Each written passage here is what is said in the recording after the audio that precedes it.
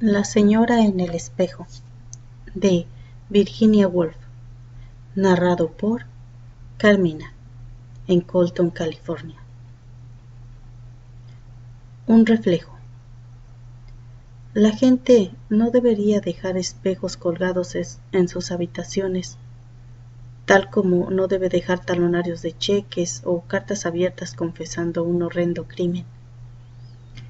En aquella tarde de verano, una no podía dejar de mirar el alargado espejo que colgaba allí, afuera, en el vestíbulo.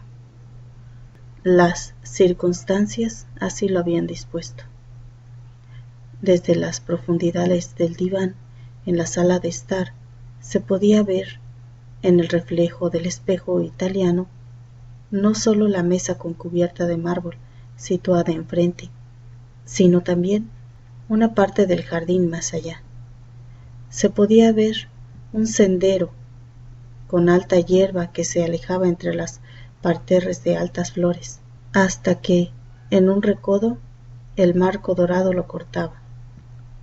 La casa estaba vacía, y una se sentía, ya que era la única persona que se encontraba en la sala de estar, igual que uno de esos naturalistas que cubiertos con hierbas y hojas yacen observando a los más tímidos animales, tejones, nutrias, martín pescadores, los cuales se mueven libremente, cual si no fueran observados. Aquel atardecer, la habitación estaba atestada de esos tímidos seres, de luz y sombras, con cortinas agitadas por el viento, pétalos cayendo, cosas que nunca ocurren, o eso parece, cuando alguien está mirando.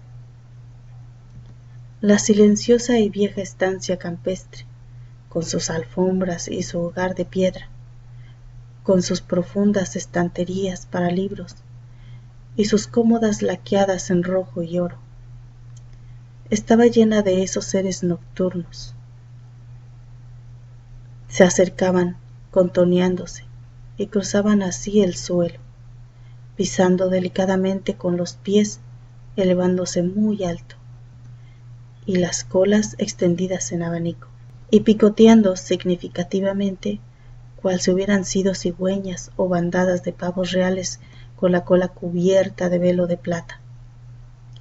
Y también había sombríos matices y oscurecimientos, como si una sepia hubiera teñido bruscamente el aire con morado, y el cuarto tenía sus pasiones, sus furias, sus envidias, y sus penas cubriéndolo, nublándolo, igual que un humano. Nada seguía invariable, siquiera durante 2 segundos. Pero fuera, el espejo reflejaba la mesa del vestíbulo, los girasoles y el sendero del jardín, con tal precisión y fijeza que parecían allí contenidos, sin posibilidad de escapar en su realidad.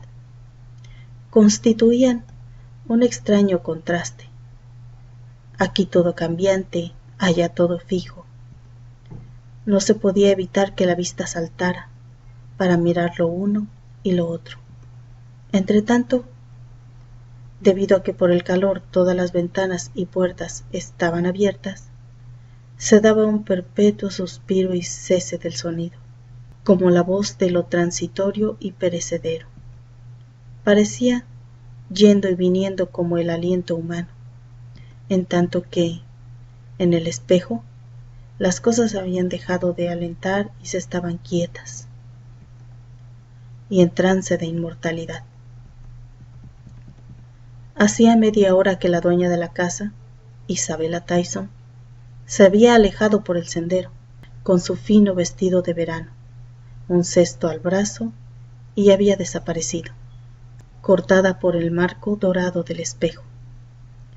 Cabía presumir que había ido al jardín bajo para coger flores, o lo que parecía más natural suponer, a coger algo leve, fantástico, con hojas, con lánguidos arrestres, como clemátides, o uno de esos elegantes haces de convólvulos que se retuercen sobre sí mismos contra feos muros y ofrecen aquí y allá el estallido de sus flores blancas y violetas. Parecía más propio de Isabela el fantástico y el trémulo convólvulo que el erecto áster o la almidonada cisnia, o incluso sus propias rosas ardientes, encendidas como lámparas en lo alto de sus tallos. Esta comparación indicaba cuán poco, a pesar de los años transcurridos, una sabía de Isabela, por cuanto es imposible que una mujer de carne y hueso, sea quien sea, en sus 55 o 60 años, sea realmente un ramo o un zarcillo. Estas comparaciones son peor que estériles y superficiales, son incluso crueles. Por tanto, se interponen como el mismísimo convólvulo, temblorosas entre los ojos y la verdad. Debe haber verdad, debe haber un muro. Sin embargo, no dejaba de ser raro que, después de haberla conocido durante tantos años, una no pudiera decir la verdad acerca de lo que Isabela era. Una todavía componía frases como esas, referentes a convólvulos y ásteres. En cuanto a los hechos, no cabía dudar de que era solterona, rica, y que había comprado esta casa y que había adquirido con sus propias manos, a menudo en los más oscuros rincones del mundo y con grandes riesgos de venenosas picadas y orientales enfermedades, las alfombras, las sillas y los armarios que ahora vivían su nocturna vida ante los ojos de una. A veces parecía que estos objetos supieran acerca de ella más de lo que nosotros, que nos sentamos en ellos, escribíamos en ellos y caminábamos tan cuidadosamente sobre ellos, teníamos derecho a saber. En cada uno de aquellos muebles había un gran número de cajoncitos, y cada cajoncito, con casi total certeza, guardaba cartas, atadas con cintas en arqueados lazos, cubiertas con tallos de espliego y pétalos de rosa.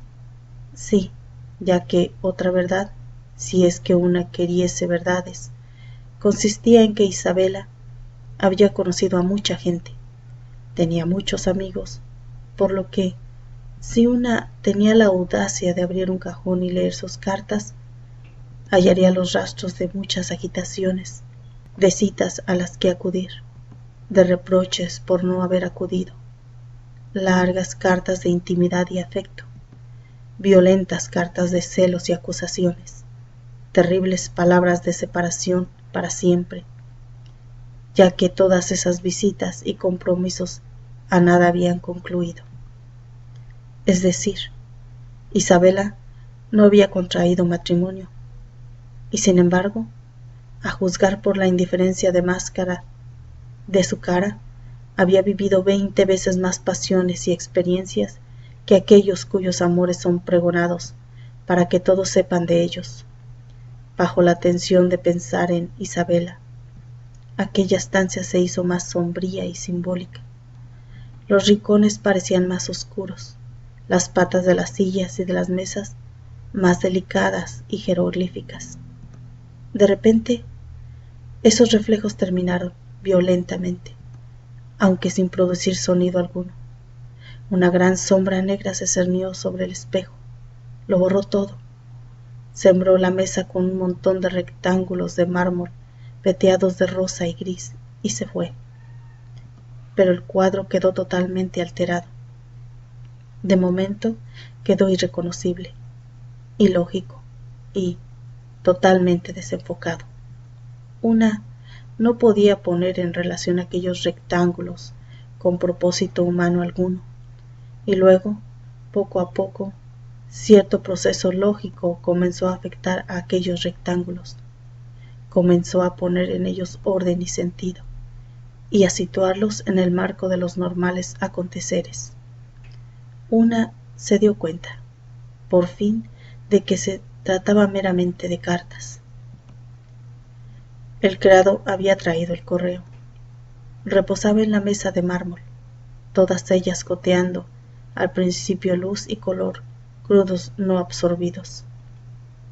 Y después fue extraño ver cómo quedaban incorporadas, dispuestas y armonizadas, cómo llegaban a formar parte del cuadro y recibían el silencio y la inmortalidad que el espejo confería.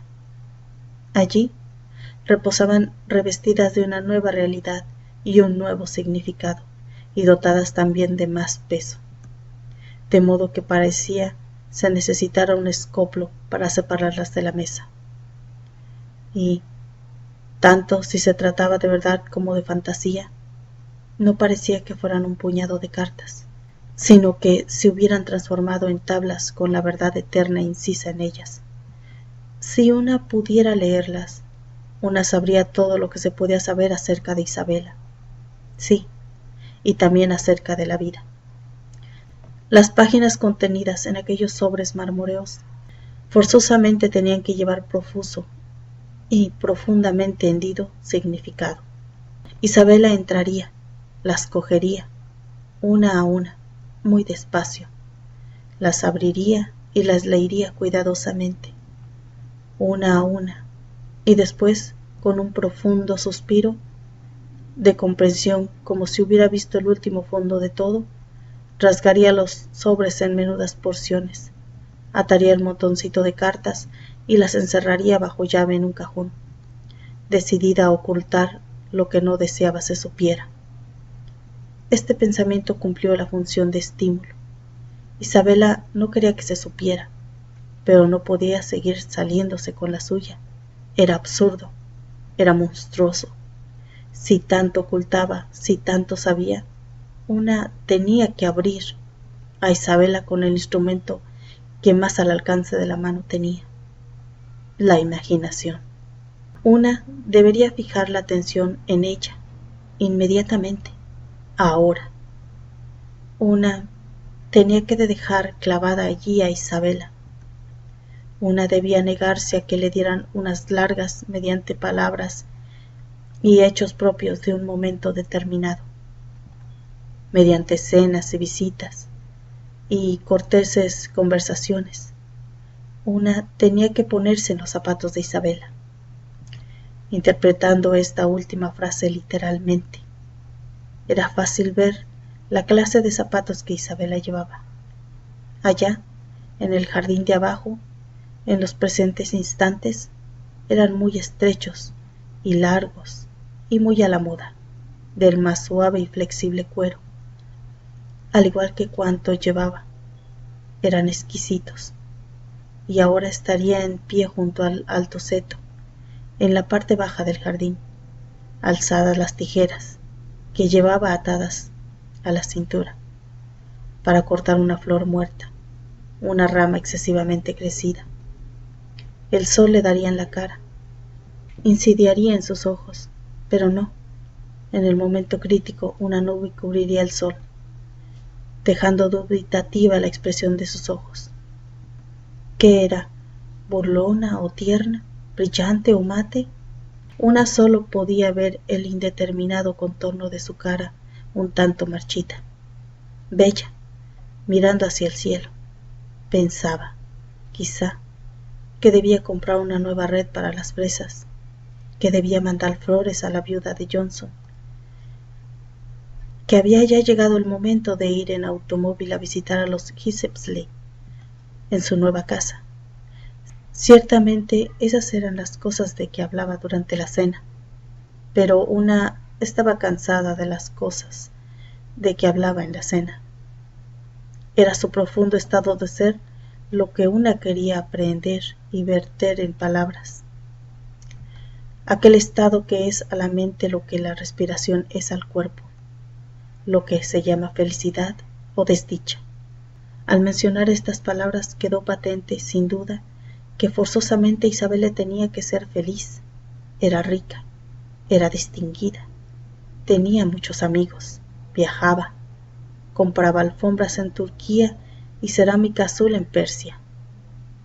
Avenidas de placer se abrían hacia allí y hacia allá, desde el lugar en que ahora se encontraba, con las tijeras alzadas para cortar temblorosas ramas, mientras las nubes con calidad de encaje velaban su cara. Y aquí, con un rápido movimiento de las tijeras, cortó un haz de clematides que cayó al suelo. En el momento de la caída, se hizo sin la menor duda más luz, y una pudo penetrar un poco más en su ser. Su mente rebosaba ternura y remordimiento. Cortar una rama en exceso, crecida, la entristecía, debido a que otrora vivió y amó la vida. Sí, y al mismo tiempo la caída de la rama le revelaba que también ella debía morir, y la trivialidad y carácter perecedero de las cosas. Y una vez más, asumiendo este pensamiento, con su automático sentido común, pensó que la vida le había tratado bien, incluso teniendo en cuenta que también tendría que caer. Sería para yacer en la tierra e incorporarse suavemente a las raíces de las violetas. Y así estaba, en pie, pensando, sin dar presión a pensamiento alguno, por cuanto era una de esas reticentes personas cuya mente retiene el pensamiento envuelto en nubes de silencio. Rebosaba pensamientos. Su mente era como su cuarto, en donde las luces avanzaban y retrocedían, avanzaban haciéndose piruetas, y contoneándose y pisando delicadamente. Abrían en abanico la cola, a picotazos se abrían camino, y entonces todo su ser quedaba impregnado, lo mismo que el cuarto, de una nube de cierto profundo conocimiento, y de un arrepentimiento no dicho, y entonces quedaba toda ella repleta de cajoncitos cerrados bajo llave, llenos de cartas, igual que sus canteranos. Hablar de abrirla como si fuera una ostra, de utilizar en ella la más hermosa, sutil y flexible herramienta entre cuantas existen, era un delito contra la piedad y un absurdo. Una tenía que imaginar. Y ahí estaba ella, en el espejo. Una tuvo un sobresalto. Al principio estaba tan lejos que una no podía verla con claridad. Venía despacio, deteniéndose de vez en cuando, enderezando una rosa aquí, alzando un clavel allá para olerlo, pero no dejaba de avanzar, y constantemente se hacía más grande en el espejo, y más completa era la persona en cuya mente una había intentado penetrar. Una la iba comprobando, poco a poco, incorporaba las cualidades descubiertas a aquel cuerpo visible. Allí estaba su vestido verde gris, y los alargados zapatos, y el cesto, y algo que relucía en su garganta. Se acercaba tan gradualmente que no parecía perturbar las formas reflejas en el espejo, sino que se limitara a aportar un nuevo elemento que se movía despacio y que alteraba los restantes objetos como si les pidiera cortésmente que le cedieran sitio. Y las cartas, y la mesa, y los girasoles que habían estado esperando en el espejo, se separaron y se abrieron para recibirla entre ellos. Por fin llegó. Allí estaba, en el vestíbulo. Se quedó junto a la mesa. Se quedó totalmente quieta. Inmediatamente el espejo comenzó a derramar sobre ella una luz que parecía gozar de la virtud de fijarla, que parecía como un ácido que corroía cuando no era esencia, cuando era superficial, y solo dejaba la verdad. Era un espectáculo fascinante. Todo se desprendió de ella. Las nubes, el vestido, el cesto y el diamante, todo lo que una había llamado enredaderas y convólvulos. Allí abajo estaba el duro muro, aquí estaba la mujer en sí misma. Se encontraba en pie y desnuda bajo la luz despiadada. Y nada había. Isabela era totalmente vacía. No tenía pensamientos, no tenía amigos, nadie le importaba. En cuanto a las cartas, no eran más que facturas, Mírala ahí, en pie, vieja y angulosa, con abultadas venas y con arrugas, con su nariz de alto puente y su cuello rugoso. Ni siquiera se toma la molestia de abrirlas. La gente no debería dejar espejos colgados en sus estancias.